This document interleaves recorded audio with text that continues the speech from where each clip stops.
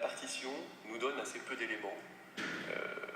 Elle nous en donnera plus au XIXe siècle, ou au XVIIIe, au XIXe siècle.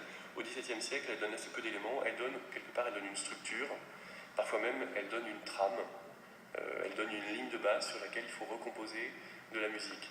Et dans la musique, là, de Lully, à travers le manuscrit Philidor, on a une musique qui est correctement écrite, mais l'intérêt est peut-être dans les didascalies qui sont donc ces notes à l'extérieur, en marge, je dirais, de la partition, ces quelques ornements qu'on arrive à trouver parfois, les différences qu'on peut avoir entre ce manuscrit et puis un autre, tout ça, ce sont des éléments qu'on doit noter, qui sont des éléments de contextualisation et qui nous permettent d'aller au plus profond de la pièce.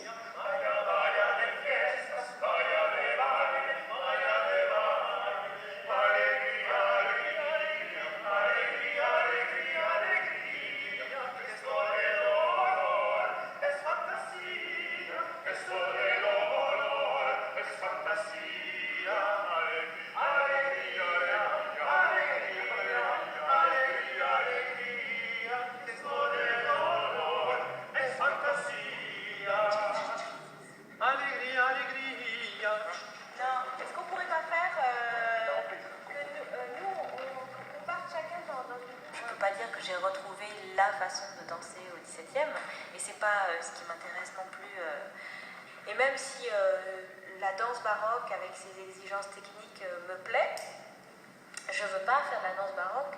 Enfin, en tout cas, je peux pas faire de la danse baroque du XVIIe. Il reste aucune chorégraphie d'époque du bourgeois gentilhomme, contrairement à la musique et au texte. Voilà. Donc, il fallait quand même réinventer un langage, forcément. Qui soit propre à cette création.